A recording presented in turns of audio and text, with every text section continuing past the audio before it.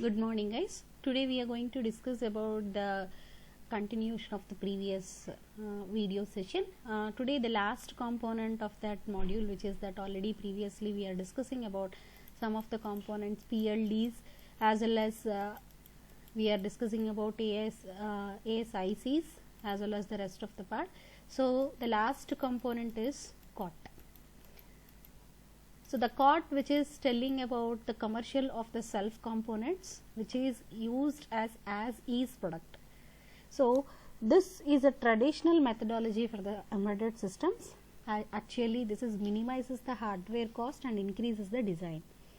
So here actually what is it is nothing but COT's product is a software product that is sold, usually it is sold, leased or licensed to the general public. However, it is there some hardware, computer hardware or software part is also there, so which is used for general public people.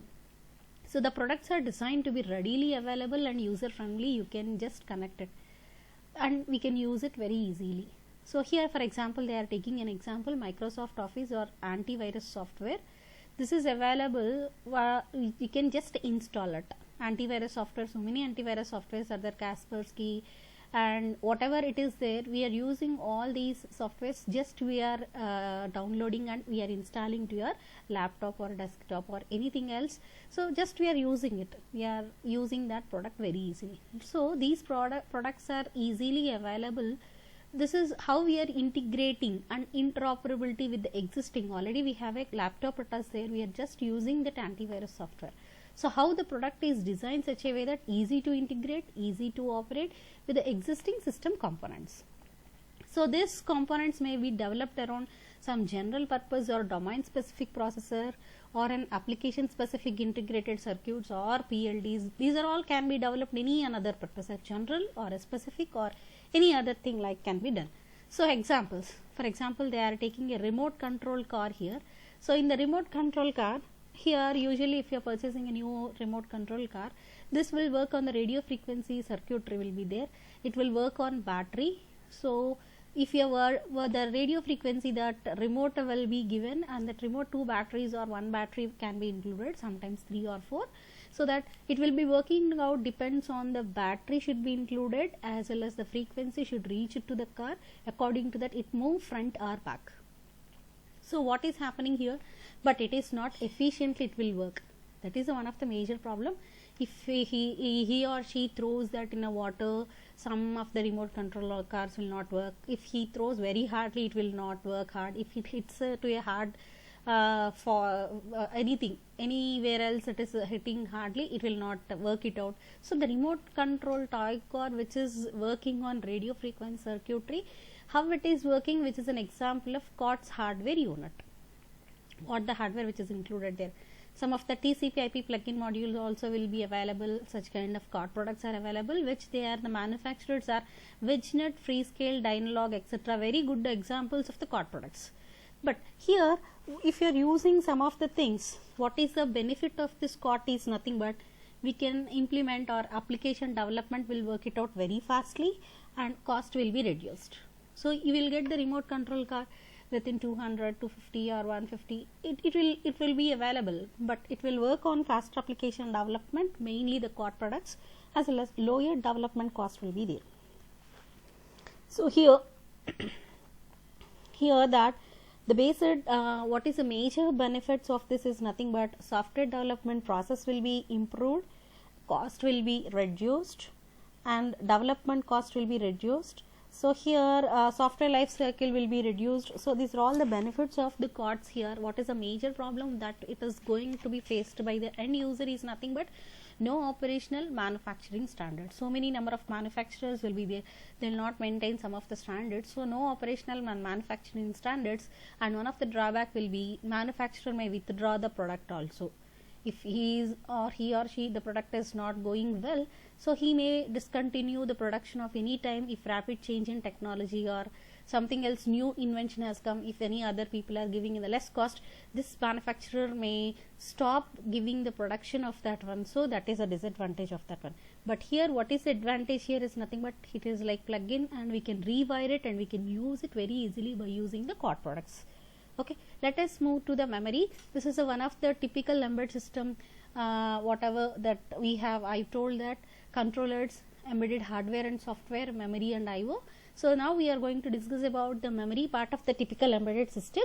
In that, memory is an important part of the embedded system, because it tells that whenever a embedded system contains how much of capacity of memory, whether ROM it should be there or RAM it should be there. These are all these things will be discussed in the memory part. Now here the memory used in the embedded system can be as a ROM or RAM. ROM part is nothing but whenever some coding or some application, whatever the code it is there which will not be modifiable, that will be stored in the ROM. And how much of data if you are modifying, if you are executing something else, that part can be there in the RAM itself here. Now certain embedded processors or controllers contain in program and data memory, and this memory is known as on chip memory. Sometimes if that is on chip memory will be there, this already we have discussed. The embedded systems contains some few of the embedded systems contains on chip memory, some of the embedded system contains off chip memory, which is external memory. We need to add some of the things like how we are using that mobiles, external RAM connections, how it is supported, that and all will be discussed. Now here what is that ROM? Program storage memory. It stores the program instructions, retains that content even after the power it is turned off, because RAM the contents will not be changed. The contents will be retained in the memory itself, that is called as ROM. It generally known as non-volatile storage memory. Okay, now let us see that how many number of ROMs are there. Code memory, because it is storing the program instructions. These are all the types of the ROM here. So this is called as PROM, PROM, programmable read-only memory, masked ROM, and EEPROM, EEPROM, NVRAM and flash. Okay, these are all various kinds of memory here. Already you people have studied in the computer organization. Again, once more time we will discuss, one more time we'll just look into it, what is each and every type of memory here. Now depends on the fabrication and erasing of programming techniques. They are classified into 6 here: masked ROM, programmable read-only memory, OTP stands for one-time programmable memory, erasable programmable read-only memory, electrically erasable programmable read-only memory, and program storage memory, which is called as flash memory, and VRAM, non-volatile random access memory. So now let us look into the first part of the classification, masked ROM. So it is one-time programming. It is done by the factory itself, manufacturers itself. Who is going to design that one? That people will already they have designed that one, hardware technology. By using hardware technology, they will write the data in which places 1 it should be there, in which places 0 should be there. That complete masking and metallization process, the complete fabrication done from the manufacturers itself, from the factory itself. That is the masked ROM. Masking it is also already done here. So the end user, it is not possible to change anything from the end user itself. So what is the primary advantage is nothing but it is low cost for high volume production.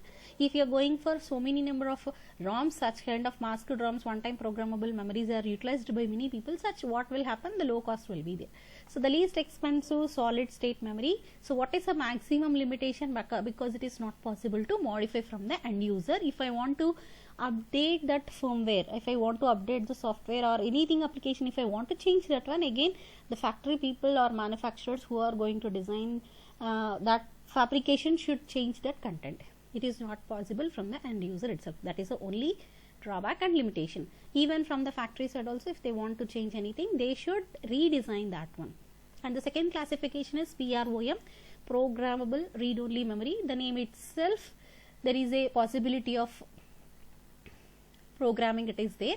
It's not pre-programmed by the manufacturer. It is not programming by the manufacturer itself, because the end user is responsible. Programming is nothing but the user who is going to use that one can be a chance of doing programming on this memory. That is called as programmable read-only memory, and this is has nichrome and polysilicon wires will be there. Already we have seen in the AD as well as in the CO computer organizations. Also PROM is nothing but, here we can see this is 2 to 4 decoder, 2 inputs will be there, 4 outputs will be there. Then each and every row and column will be connected with a switch here that we are calling it as a fuse. So that's what we are discussing here.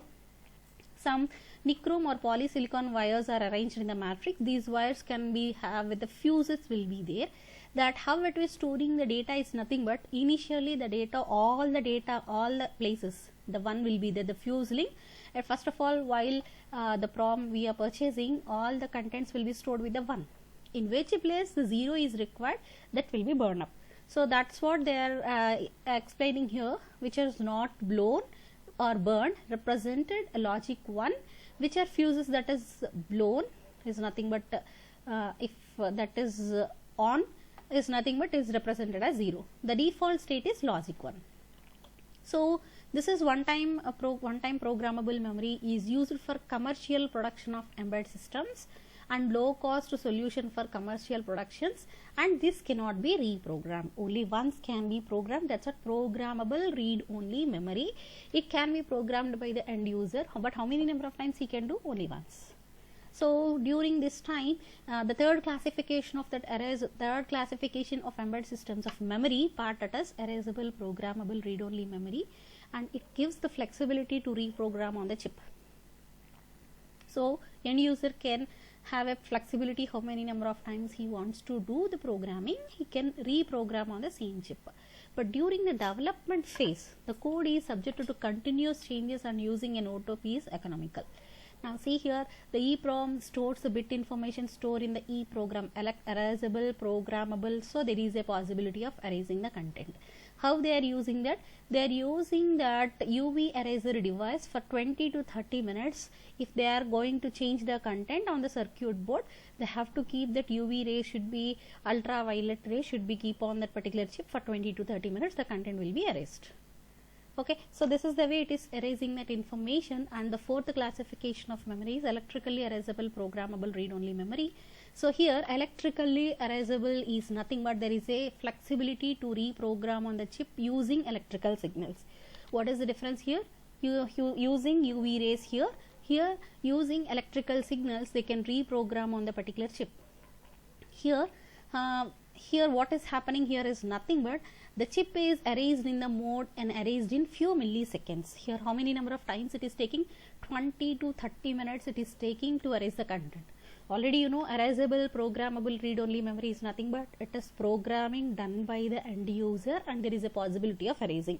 But for erasing the contents, how much of time it is taking? 20 to 30 minutes. Here how much of time it is taking? A few milliseconds it is taking. That is a greater flexibility which is provided by the electrically erasable programmable read only memory. So what is the limitations is nothing but when compared to standard ROM, it is having a less capacity will be there. Usually it is few kilobytes. In the picture that we can see, this is an example of electrically erasable read only ROM. This is an example of the chip. Okay, let us move to the fifth part of classification of the memory here, that is flash memory. So this is also one variation of EEPROM. EEPROM is also electrically erasable programmable read only memory. Here it is the latest ROM technology which is used in the embedded systems. Okay, and what is the difference between these previous and this is having the high capacity will be there. So here, so that so much of data that we can store, how that data how that memory will be organized in the form of sectors, blocks or pages will be there. So it is using the latest technology. So here how it is storing that is nothing but MOSFET transistors are used here. This is an example here. This is that connection to that USB port. See here how this floating gate MOSFET transistors will be there. So if I want to erase a content, I can erase in a sector level or page level without affecting the other pages or sectors, because in a CD we have a tracks and sectors and pages will be there. So in that which particular track in a particular sector, like that in this memory also, in the flash memory also, the complete information which is there in the form of a sector level and page level. If I want to store, if I want to erase a particular content, I can erase a particular sector level content or a page in a sector, some particular page level, and which is not affecting the other pages. That is a greater flexibility is provided in the flash memory. So how many number of times it can be done? Erasable capacity 1000 cycles. That is the greater flexibility which is provided in the flash memory. Now let us move to the NVRAM, non-volatile random access memory with battery backup. That is advantage here. So what is this? Is nothing but it is a static ROM based on a mini-tree backup will be there, which is provided the external power supply. So here NVRAM is expected to around 10 years of lifespan, and this is an examples of the DSJ 644 from Maxim, or Dulles is an example of 32 KB NVRAM non-volatile RAM. Okay, now let us move to that read-write memory or random access memory. Still all these slides we have discussed about that ROM read-only memory, and the last part NVRAM is another part of the RAM here. So here what is the read or random access memory or read-write memory is nothing but it is data memory or working with the controller or processor. What is the RAM? Usually we know that one. Whenever the power is turned off, obviously the content will be destroyed. So RAM is direct access memory. It is a random access memory. Without traversing anything, we can access the location directly. Okay, that's what it is telling. And another one is important thing, it is RAM is a volatile, because whenever the power is off, obviously the contents will be destroyed. But whereas in the ROM, the contents will be retained in the memory itself even though the power is turned off. Okay, that is the only major difference in between the RAM and ROM. Let us look into the classifications of RAM here. SRAM. SRAM stands for static RAM, as you know very well, and DRAM stands for dynamic RAM, and NVRAM stands for non-volatile RAM. Okay, and let us move to the next slide. So the static RAM, which is in the form of a made up of flip-flops, will be there. Now we can see in the figures on the left side and right side. Here it stores the data in the form of a voltages. Here the static RAM cell contains 6 transistors, 6 MOSFET transistors will be there.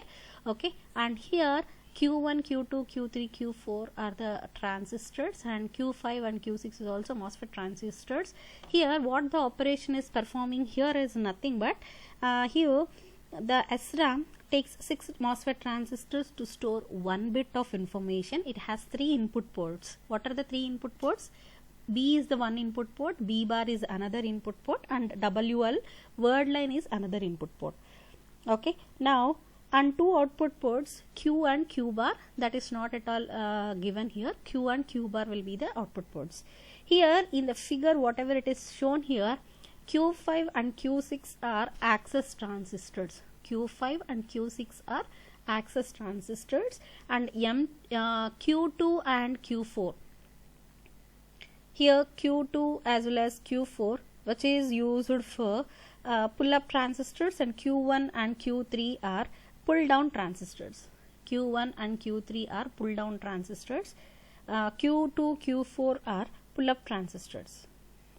Here it is performing 3 basic operations. What are the operations it can perform in a memory? One is read, another one is write, another one is hold.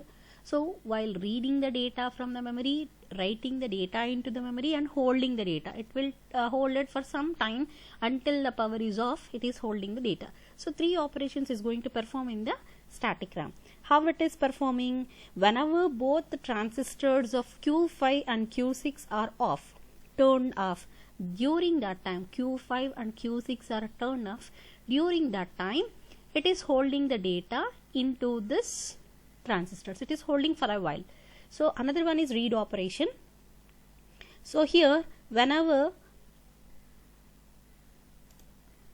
it is performing the read operation, both bit lines BL and BL bar must be charged to VCC, and access transistors, what are the access transistors here? Q5 and Q6 should be on condition based on the value stored on the bit line, whether it is 0 or 1.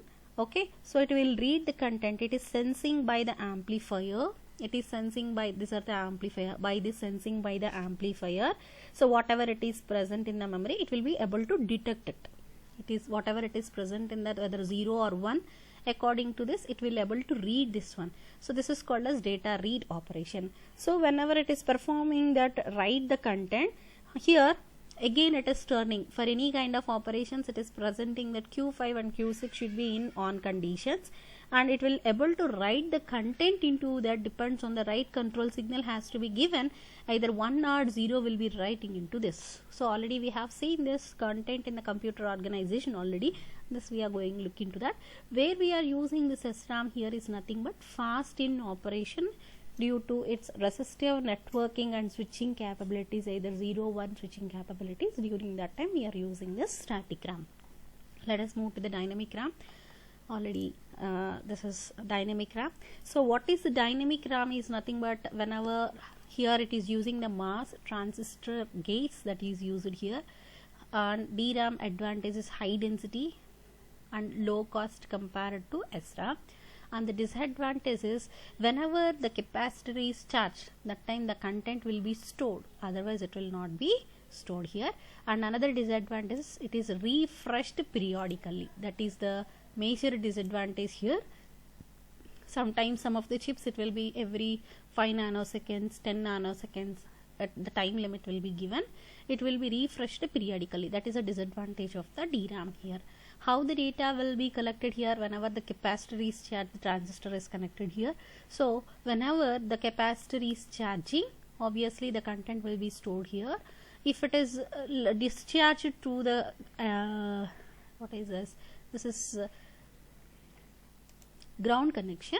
Obviously the content will be discharged slowly. So for threshold level the capacitor will be charged.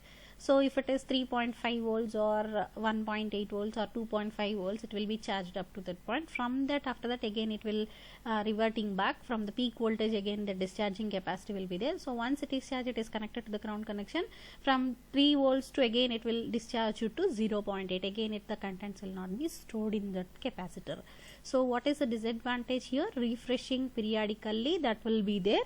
So that is a disadvantage of the dynamic RAM. The next RAM is here let us move to that next slide, which is telling about the SRAM cell and DRAM cell. Here it is made up of 6 transistor CMOS and it is made up of MOSFET and capacitor. Capacitor is compulsive for the DRAM cell. Here it does not require any refreshing. Compulsory refreshing is required, depends on the IC here. And low capacity, high capacity. SRAM is more expensive, whereas it is less expensive. Fast in operation and it is slow in operation, because due to refreshment requirements it is 60 nanoseconds for write operation, it is faster than read operation. Okay, another kind of RAM is already we have looked into that, the same content has been repeated here, non-volatile RAM, NVRAM. Okay, now here now we are seeing that what is the another part of the embedded systems, which is called as memory shadowing. What is meant by memory shadowing? Here the memory shadowing is one kind of a technique to increase the computer speed by using high speed RAM memory in place of slower RAM memory, because accessing of ROM it takes time here. So that if a fast speed RAM memory it is there, so that the processor speed, how the processor will be there, it can access fastly, so the memory shadowing technique will be utilized on pieces. For example, all code to control hardware devices such as keyboards, because why the keyboard we are telling, keyboard is working very slow. Keyboard is normally executed in a special ROM chip called the BIOS. What is the BIOS ROM here? Basic input output system, which is the hardware, the code which is there in the ROM chip. But whenever the keyboard we are typing a letter or a character, obviously to reach the processor it will take time. So what is happening here? A BIOS ROM, the code will be a part will be stored in the RAM memory. Here memory shadowing, a shadow will be placed so that it will be work faster. So the chip is slower than the general purpose RAM, so that comprises main memory. Many PC manufacturers therefore configure their PCs to copy the BIOS code into the RAM. Thus whatever the content of that keyboard, the BIOS RAM, the content will be stored in the RAM itself whenever the computer boots. So what is happening here? The RAM used to hold the BIOS code is called as shadow ROM. This is very very important here. The RAM used to hold the BIOS code is called as shadowing the RAM. Why it is using? To fast up the working of environment from keyboard to the processor or main memory, while content it is reading from the keyboard, storing in the main memory. To speed up the processor, a copy of that it will be stored in the ROM whenever it is booting. That is called as memory shadowing. Okay, now another way of that is called as memory selection for embedded systems. How it is selecting that require program memory for holding the control algorithms or embedded operating systems. How it is going to be done here? The application designed to run on it top of it, or data memory for holding variables, temporary data during task execution, memory for holding non-volatile data. How it is modified by the application, and how the memory requirements are requirements for an embedded system in terms of RAM and ROM, how it is selected. Such a big task is there for selecting the memory of embedded system. So here it is a big challenge and limitations, because depends on this the performance will be there. So it depends on the type of architecture also. The memories also decides upon the memory architecture. So memory requirement depend primarily on the nature of the application that is planned to run on the system, and low cost and small, and throughput should be very good, and high performance should be there. So the memory selection, which is still about that how much of data it is storing from few kilobytes to megabytes, or flash memory it is using. Flash memory is nothing but what is happening in the flash memory. Already we have seen in that flash memory what is happening here. What is that? It is organized in the sectors and pages. That is the advantage here. So that in that pages and sectors, if I want to read, erase the content, a particular sector whole content will be erased, or particular page will be erased without modifying the another one. So such an advantage will be there. So depends on how selection is going on, depends on that it will be there. Okay, so this is the memory selection of an for an embedded system is one of the key point which we are going to use in that selecting an embedded system. Okay, if now let us move to the next slide. Is nothing but what are the factors that is to be considered for memory devices is nothing but speed, one of that high speed, or what is the performance, how the data storage will be there, whether the particular embedded system application is storing the capacity, size and capacity, data storage size, whether it's small few kilobytes, and what is the capacity of that one, what is the bus width, power consumption and cost. So that is a major important factors that is going to affect on the memory devices while it is selecting for embedded system. Okay, now let us move to the sensors and actuators. So another part of that input output systems of an embedded system. This is a important elements of an embedded system. Already we have discussed controllers, embedded system hardware and software, as well as memory, and the fourth one is IO system. IO system is nothing but actually where the sensors and actuators will come into the picture is nothing but here the sensors is nothing but embedded system is in constant interaction with the real world. Actually it is interacting with the real world. Controlling or monitoring functions are executed by the functions embedded systems in accordance with the changes what is happening on the real world. The changes in the system environment or variables are detected by the sensors connected to the input port of the embedded system. From that controlling purpose, the system will produce some changes in the controlling variable to bring the control variable to the desired value. If it is achieved through an activator connected to the output port of the embedded system. Now see here, I have given an example. What is meant by sensor? I have told. I will repeat once again. It is a transit user device which converts energy from one form to another form of any measurement or control purpose. So what is here? Sensor acts as an input device. See here, this is an example. Here the soil moisturizer sensors detects unwanted water content in a field. If the water content it is more, some of the plants may not grow properly, it may fall down. So what is the moisture of the soil in a particular field will be identified by the moisture sensor. So unwanted content should not be there. So through Wi-Fi it is taking that content here, it is sending that detected value or signal to the control center. So here what is taking here? It is taking the moisture sensor, it is sensing the content of the moist here on the field. This is the real world, it is interacting with the real world, sending from one form to another form. So what is the signal it is sending here?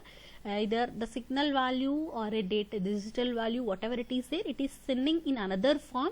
So that's what the transit user working. So which converts energy from one form to another form, which acts as an input device. The control center sends the commands to the water pump, because what is happening, already excess of water is there, immediately it switch off the motor here and halt to deliver water. Again it will come to the environment. What is the environment? If that really the field requires the water, again it senses that the soil which is dried little bit, still the water content is required. The moisture senses that content, again it will send the detected value signal to this Wi-Fi, again it is sending to this control center. So again it is on the motor to give the water to this. So this is the actual process what is happening here. Sorry, it is happening here. So the sensor which is converting from one form to another form. Okay, so whether it is an analog or a digital, if this is understanding digital part, what is happening? If the input is of digital, obviously there is no need of conversion. But if this is digital and this is analog, so what is happening here? ADC is required. Sorry, this is digital, this is analog, is nothing but digital to analog conversion is required. If this is analog and this is digital, what will happen? Analog to digital conversion is required. Some kind of conversion is required to sense that input signal. Again, to it is converting and it is communicating with the control center. It is giving to the actuator. So here sensor is an input device and actuator is an output device. Now let us move to that. A form of transducer, mechanical or electrical, which converts signals to corresponding physical action or motion. So which is called as acts as an output device. See here the embedded system here, this is called as completely embedded system. The sensor senses the input signal which is giving to the information processing. This is actual processor or controller. Okay, so how it is converting from sensor to the information processing is nothing but A to D converter, sample and hold, anything else will be given. It is going to display and converting from the digital part to analog part and giving to the actuators, not actors, ma. This is actuators. So the actuators acts like an output port, sensors are acts like an input port which is giving to the environment. So the way of converting the input signal to the required form of the processing, again it is going to display in that, and again it is converting to the actuator output port, that is called as an embedded system. This is the actual embedded system. Now we are coming to the actual definition of that one. So I'm holding the topic here because the next thing which is called as I/O subsystem, what are the various I/O subsystems, LEDs, that we will look into the next classes, next video. So I hope you understood all the concepts here. Thank you.